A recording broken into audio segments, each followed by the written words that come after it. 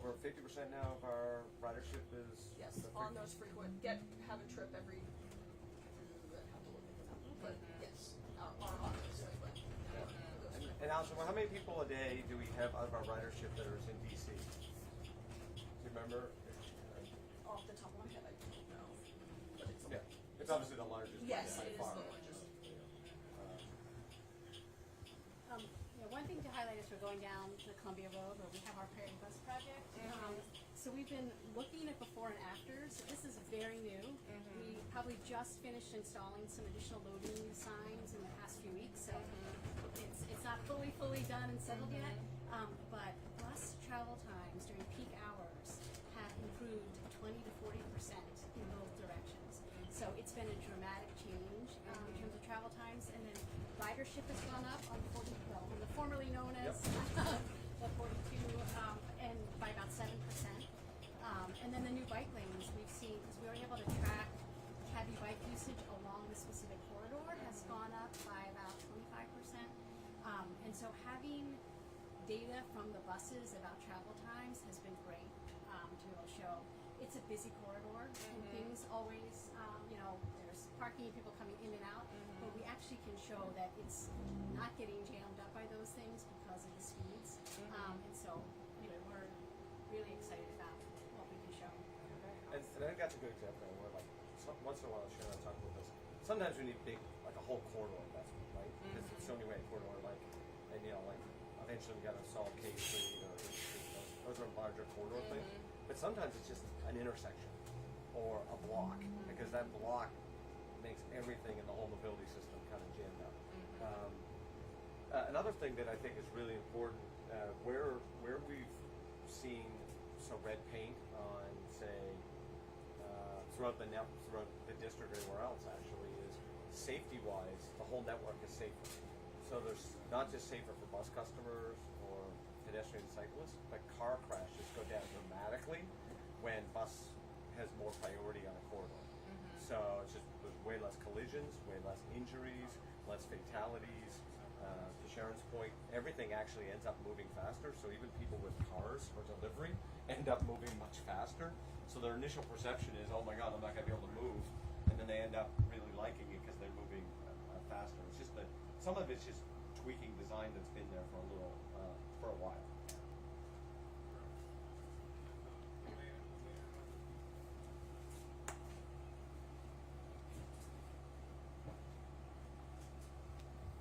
So let me understand the changes, like S2s, what are they called? D6. So the first letter is, I think GM explained earlier, represents the jurisdiction. So we use both D and C in the district. D for downtown, C for crosstown. So that's a good mnemonic. The second character, which is a number, represents the corridor going basically counterclockwise around the district in terms of the downtown routes. So the 16th Street is the D6 corridor, and then the third is the individual route, or the letter X for a limited stop route. So this, being the D74, is one of the three routes that are end up on the Connecticut Avenue corridor in the Dupont area. So they're all 70s. The D70, essentially the old L2, staying straight on Connecticut Avenue, higher frequency and a faster route up to Chevy Chase. The D72 replaces the 42 and 43 routes going through Adams Morgan and Mount Pleasant, with a peak hour extension that we'd like to make a longer span eventually, going back over to Connecticut Avenue and UDC in Van Ness, and then the 74, which is this route. Do not stand. Oh, look at all the kiddos waiting to get on the bus.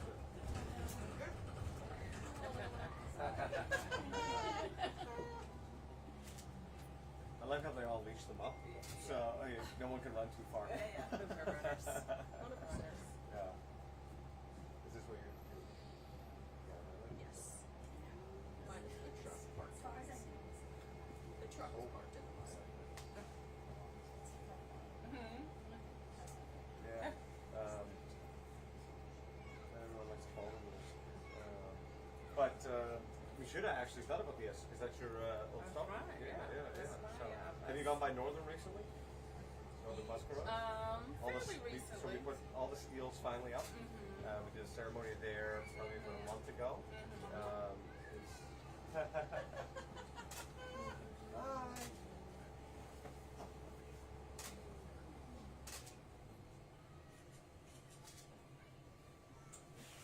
So much hope. So much life ahead. But anyway, so we're looking to get that probably another year and a half. It's Okay. a huge facility. I think the team's working with your team to get you over to ribbon cutting in Bladensburg in July. I think it's the second, third week of July. That's a big deal to have a brand new garage in Bladensburg. It's one of our busiest spots. All new, really good facilities. Fed's paid a good chunk of money on that. Which is good.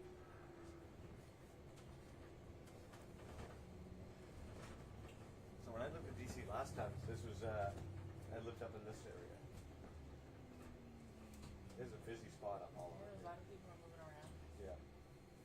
So Columbia Heights, correct me if I'm wrong, guys, on the rail side. Now we move more people than we did before pandemic, right, on Columbia Heights, and it's just and it keeps growing. That whole Yes. area is just so busy for us. So last There weekend, seems Mayor. to be a lot of bottlenecks in there. How do you move in Columbia Heights? Well, Fairly I well. think this was on meant on the rail side, but no, the bus side, it's well, It's tight. 14th tight. Street. It's it's challenging. I mean, area to we've get worked with ZDOT on there are bus lanes there, but it's still challenging. Somebody was pitching me on an express route on 14th Street for years.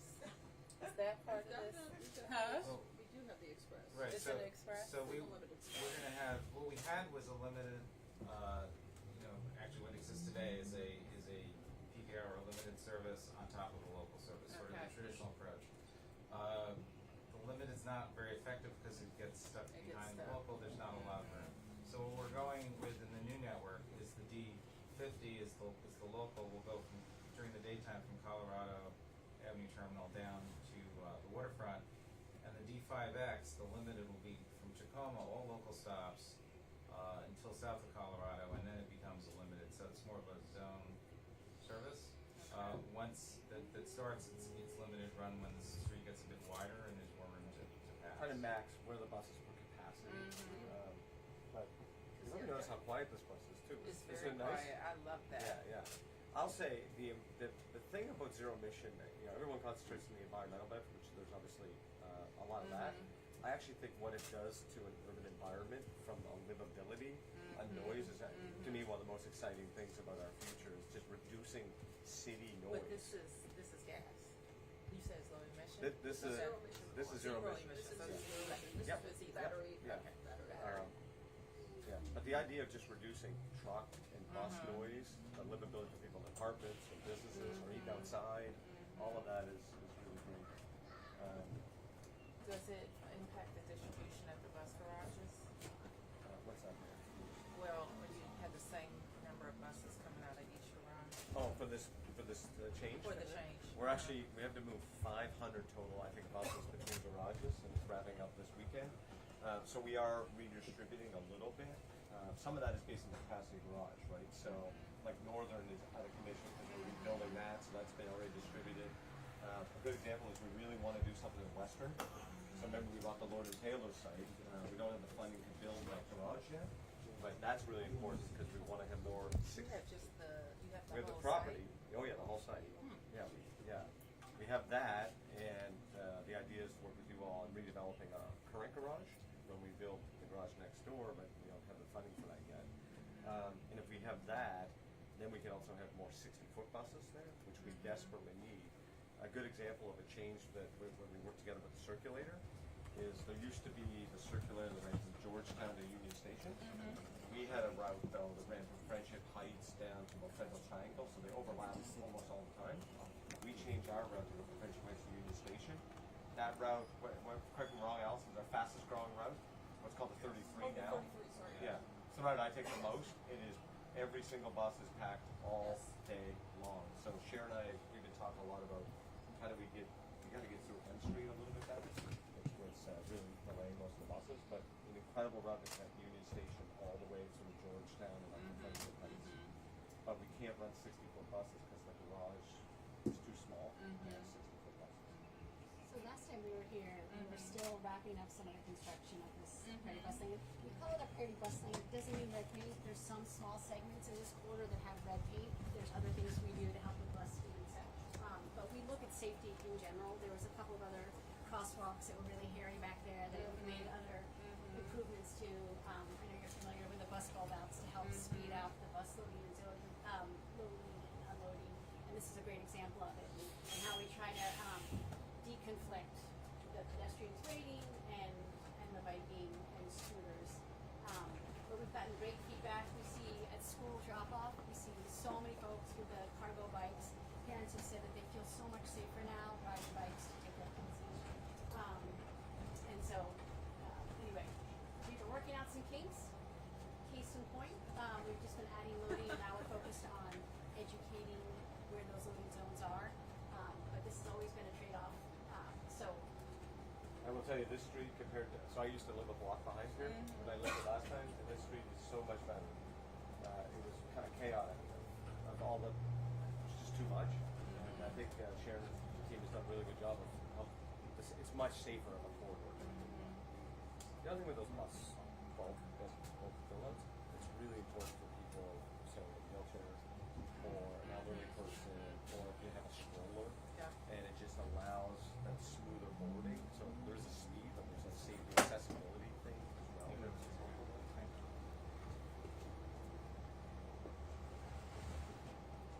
So we've trained every operator.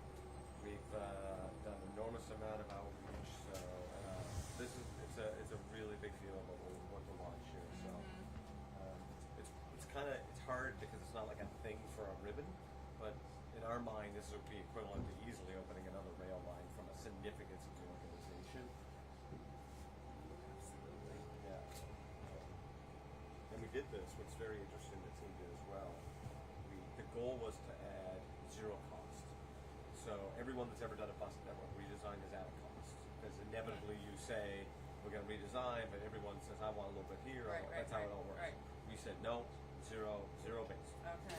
So that means we had to have these challenge conversations. But at the end of it, we end up being almost $7 million under budget because we have this really complex new software that we built, and using a lot of data, as Sharon said, the amount of data that comes off these buses now that can actually help with signaling and route timing, and we reduce the amount of time an operator is on a bus to take a bus to service. Okay.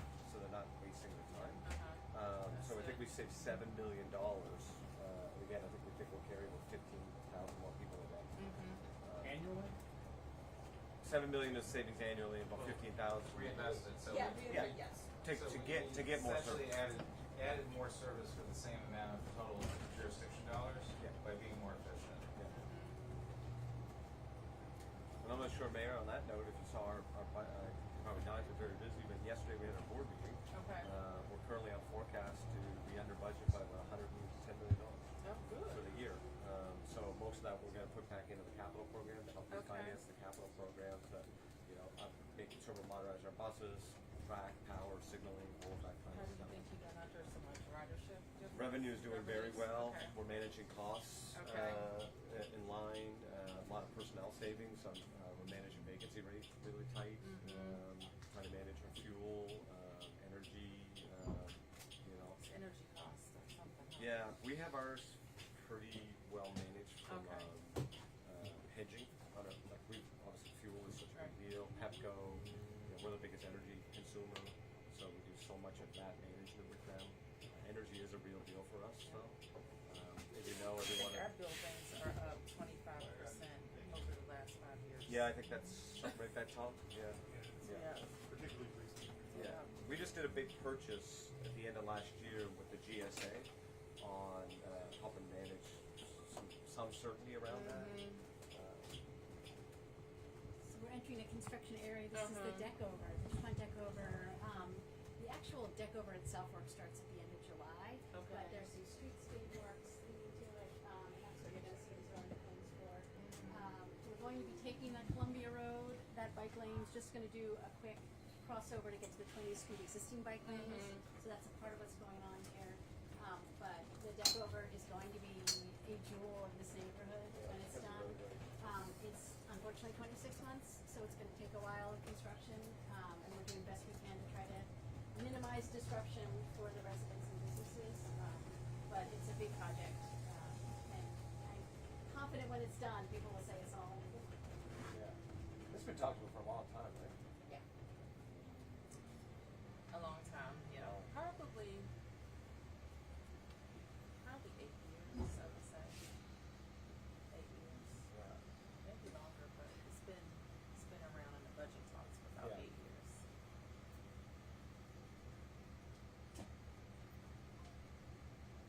I'm not sure if we also heard the big news this week. What's that?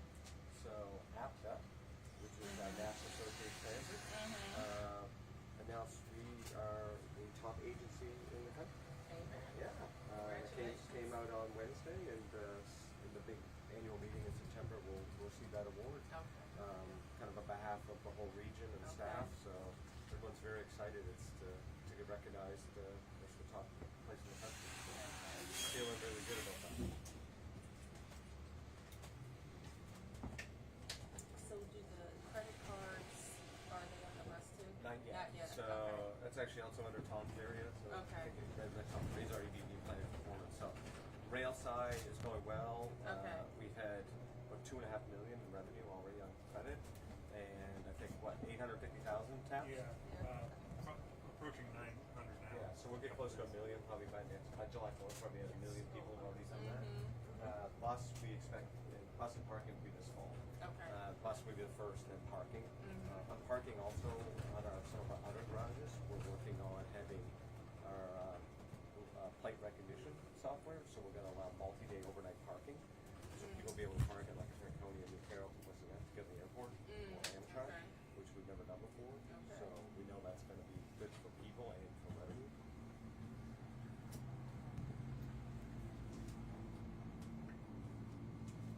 You ever come by here on the farmer's market?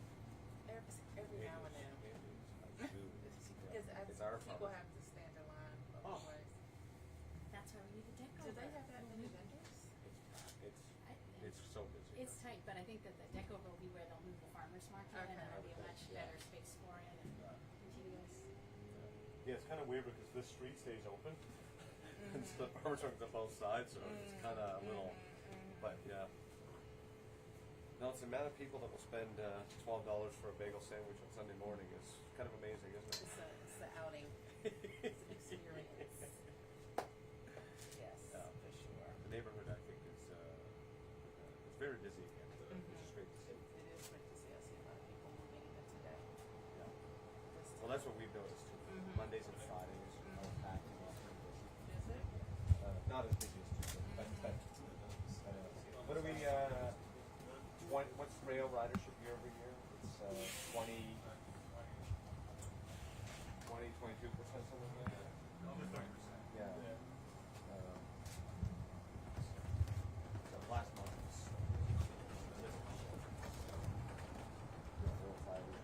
big, a certain point, but certainly not big, but it's okay. But then that got the metro though, right?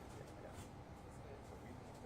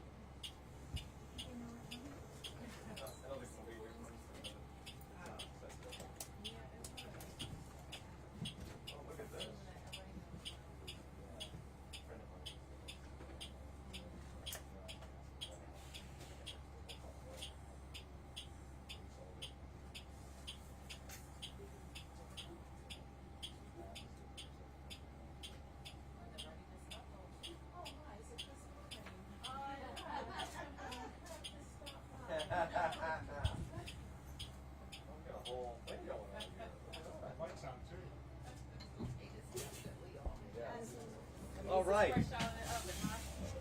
Yeah, that's how they do it, I guess, right? Coming down, coming down. Slow. So let the camera get off first. Thank you. Slow, slow. He is the best operator we got. He does all of our best events, our special launches, everything. Okay. So, yeah, we're about to actually take on closures and put them All the way. Yeah, we're doing that. I started that when I was I like that. It's like a cockpit.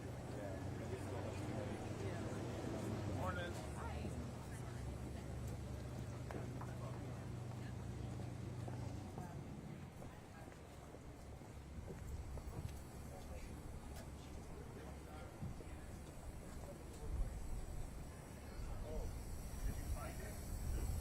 Peter, do you have the microphone still? They're probably going to get started right away. Do you want to plug in? There they are on the bus.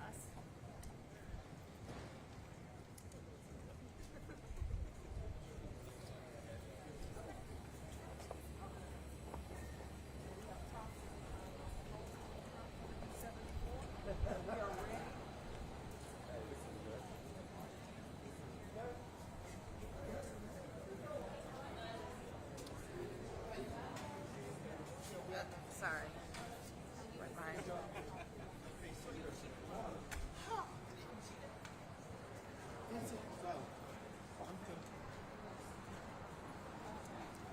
This is. We're flexible. Okay. I think I know what you're doing.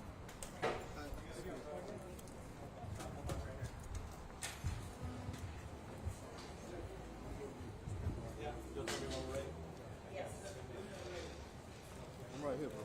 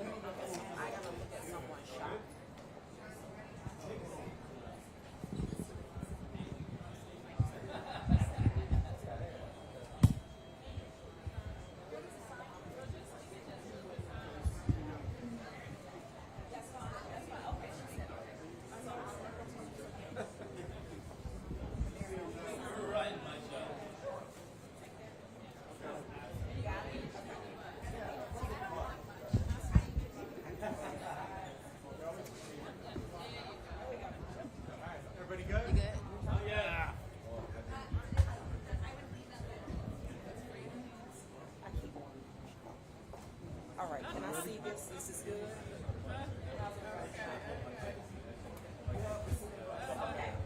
All right, stand. Leon, you ready? All right, stand by.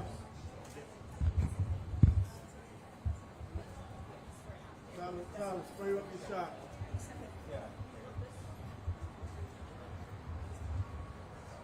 Roll you open, stand by.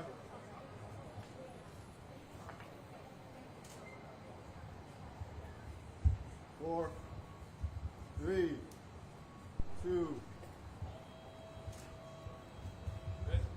Hey, good morning, everyone. I'm Randy Clarke, General Manager of Metro. I'm joined today with Mayor Bowser, members of her team, and members of the Metro team. We're here to celebrate the launch of Better Bus, a 50-year change in the Metro bus system here, not just in the district, but the entire region. This is the first time in decades that we're making comprehensive changes to the bus. We move over 400,000 people a day, and we know this bus system is a lifeline for so many people in our region to get to work, get to school, get to health care, and get to all the great things this region has, and we look forward to making it better. The Better Bus system has been in the works for years. We appreciate all of our partners, including on the district side. DDOT especially has just been an unbelievable partner to make sure we can move this thing forward. We've had over 45,000 public comments over years of interaction with our great community, trying to make sure that we're providing the services that people really not only need but want to live a better life here in the district and in the region. This is about providing people more reliable, more frequent, better bus service, not just during rush hour, but for people all days of the week, all hours of the day. I want to personally just thank the mayor for her unwavering leadership and support of transit, and specifically Metro. We're doing so many things well. Metro is leading the United States in ridership growth. We now carry more people on our bus system than we did before the pandemic. We're the only large transit agency in the United States that can say that. This week we got announced as the top transit agency in the country, and we're receiving a big award in September. Crime is at a 7-year low on the system. We have the highest customer satisfaction we've ever had in the last year. So many things are going well, and I just want to really thank all of our partners, the WMATA staff that is here and all over this region, doing great work for our community every day. We very much appreciate everyone that takes Metro, and we're trying to make your experience great. Today, the mayor joined me on the D74. D74 is a new route that it's a little bit of a tweak of the 42, the 43, and a couple of H routes. It goes through 4 wards from Rhode Island Avenue all the way to Foggy Bottom, and we just rode from Columbia Heights down here to Dupont. It was a great ride because we got to see some work that DDOT has done and is doing, including this deck over. But we also got to see how important Georgia Ave is as a corridor. We move over 20,000 people a day on that corridor, and just the overall opportunities and challenges that are a bus in a very dense urban environment and how many people truly rely on it. Lastly, I want to just highlight some of the very nuances of Better Bus that we hope people will go to our WMATA website, follow us on all of our social channels. As I was explaining to the mayor, the name of every bus is changing. Not every bus route is changing, but the name is. If you're in the district, your old numbers are now changing to D, or to letters D and C. D is downtown, more or less north-south. C is crosstown. That's not exactly perfect as the shape of the district, but generally speaking, please go to WMATA Better Bus and track. You can do your trip planning now. This does launch Sunday, so we want everyone to be aware and mindful. We will have an enormous amount of staff out all weekend and all next week, and then we'll do another big round before school starts in the district in August. So we're really educating our community and working with our community to provide this service. Again, thank you for being here and letting us showcase this incredible big launch here by Metro. We've worked very hard, and we're very proud of the work that we're doing. We do know there could be some challenges, as we do something new, and please, we're just asking for people to have a little patience. Let us know if there are issues, and we're going to work to correct those. So with that, let me introduce, Mayor Bowser. Everyone knows very well, but again, I want to thank Mayor for all your support, collaboration, partnership. For me personally, I've been here we've done a lot of these together, and just thank you for all you do for transit and Metro and the district. So thank you, Mayor Bowser. Thank you. Well, good morning, everybody. I am delighted to be here to help Metro celebrate this transformation that has been at least 3 years in the making, a total transformation and redesign of the network.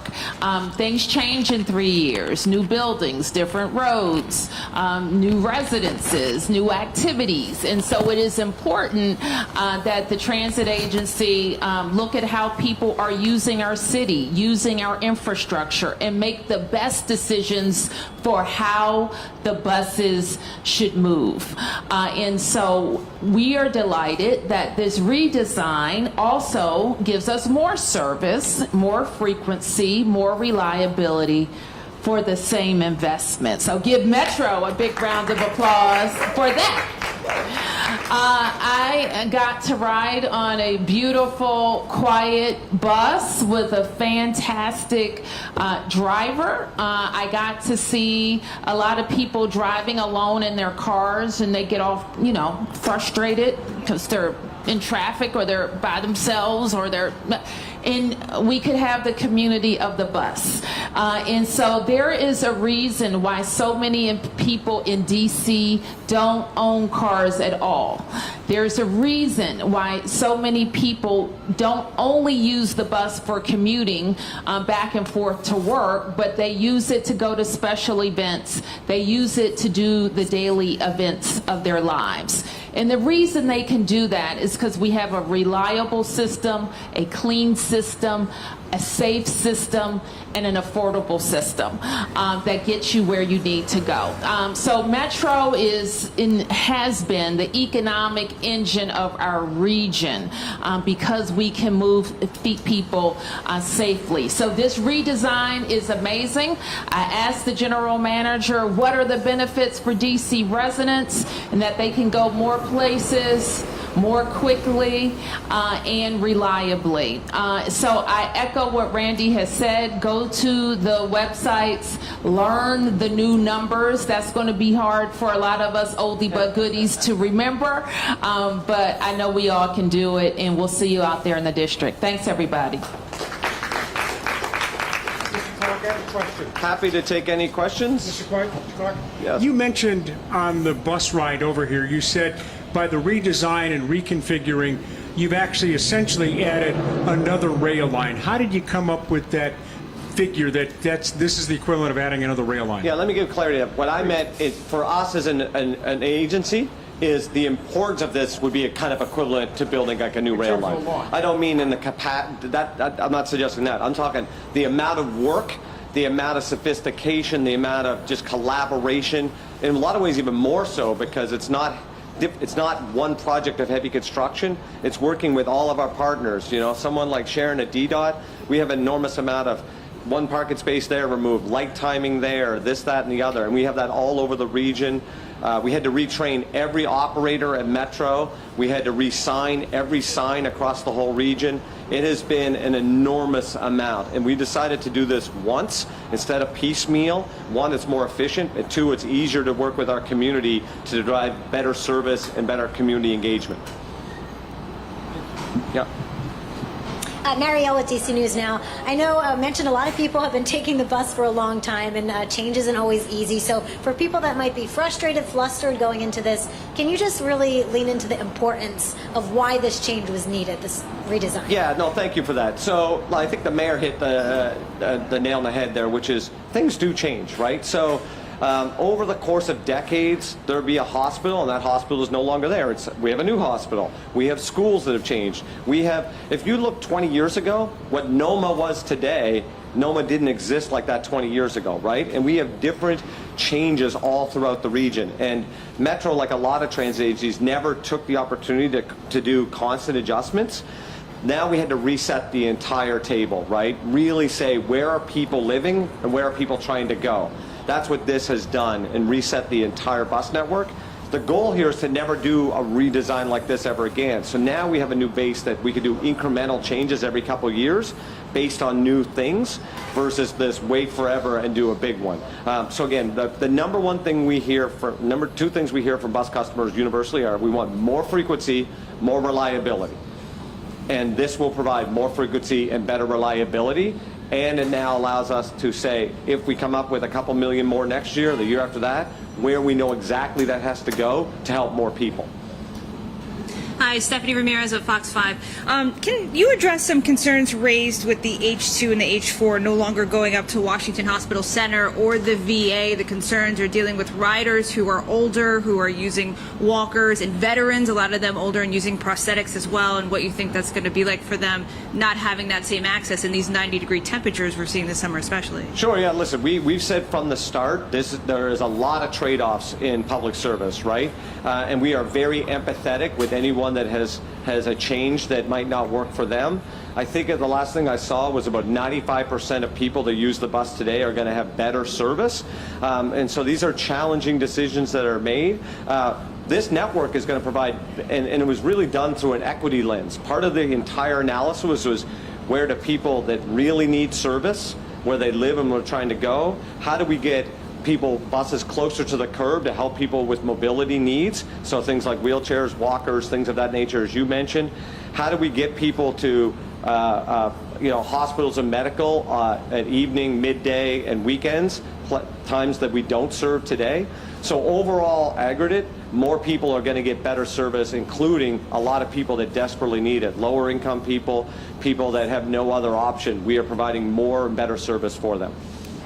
Can I also ask, so you guys talked about how this was 3 years in the making to revamp the system. We know recently, though, the city significantly increased the money it's putting toward the system. Are you going to need that increased money moving forward, and is that a reality with everything that's going on? Well, yeah. Listen, so I'd say on the money last year, and I really want to thank the mayor and the council, incredible partnership. A lot of that had to do with the reset from the COVID days, and we had federal funding that was so fortunate that kept not just Metro but many cities and county governments during a very difficult time in our country.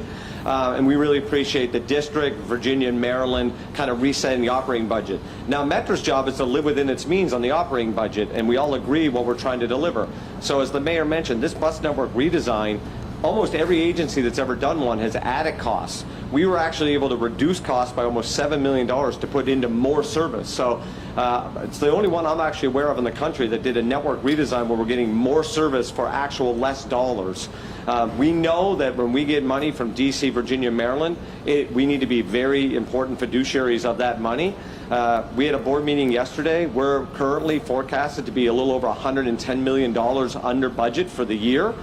We're working every day for cost efficiencies. Those dollars can go back into our capital program so we can make sure we can continue to buy buses to modernize our rail stations, our elevators, our escalators, and provide the service the region needs.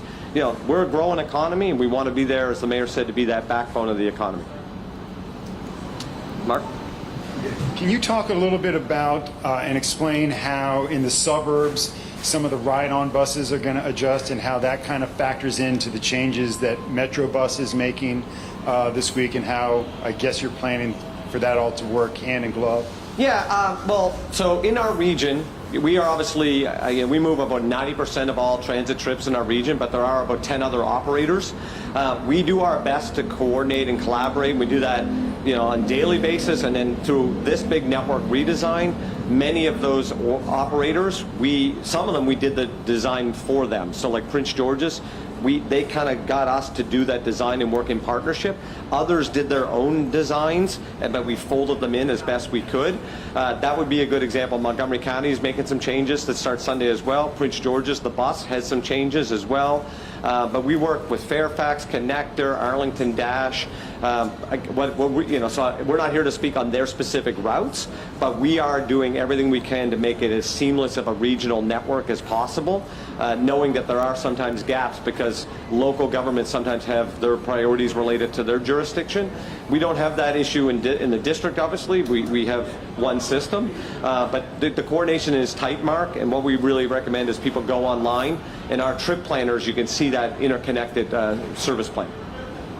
If I could ask Mayor Bowser, you have been working for a while now, kind of transforming downtown and adjusting to the new economy, the new reality that the district and other jurisdictions are facing. I'm wondering how this redesign of Metro kind of took that into consideration, like kind of from your vantage point of, possibly less federal workers, less office space, more residential conversion stuff downtown than we had before.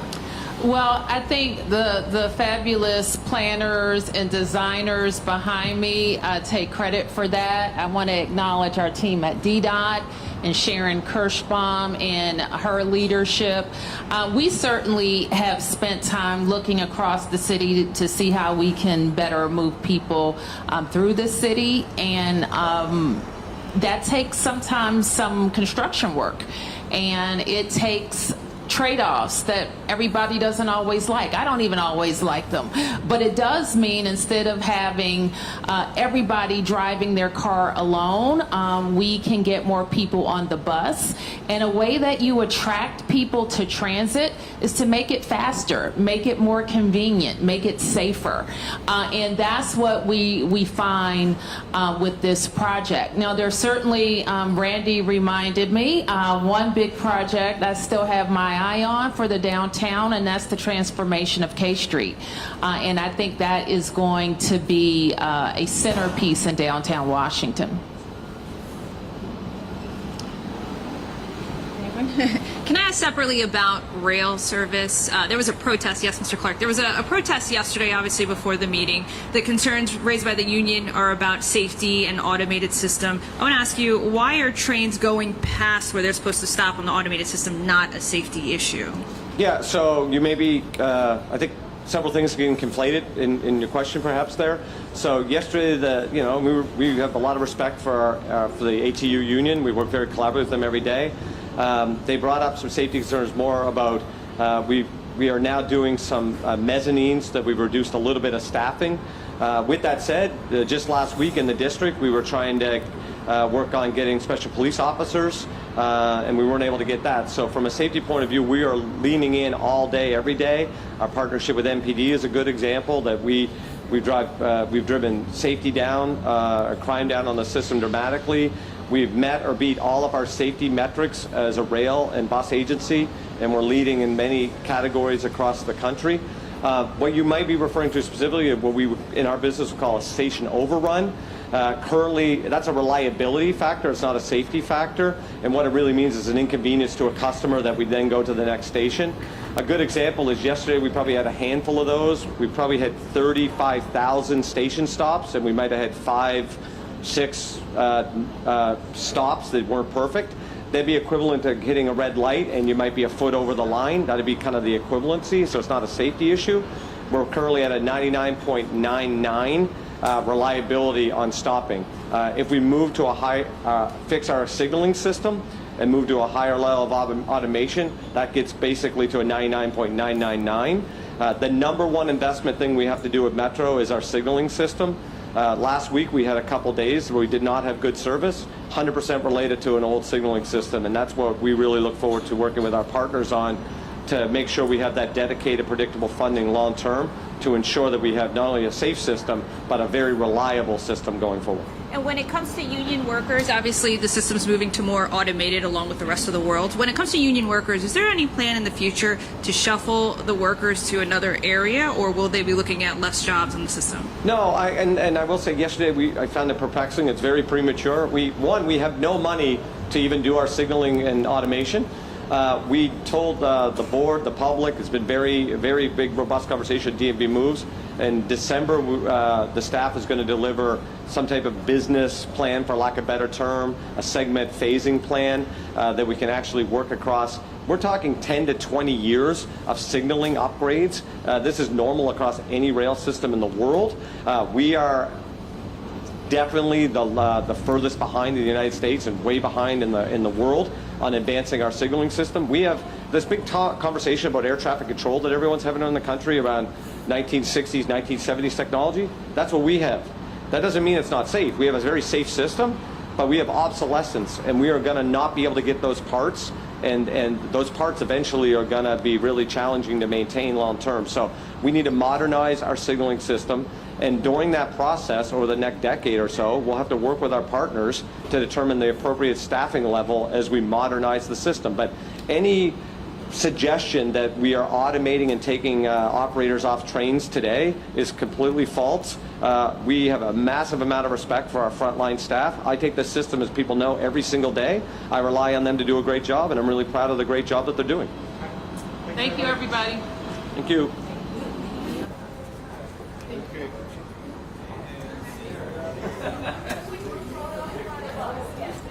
I'm here too.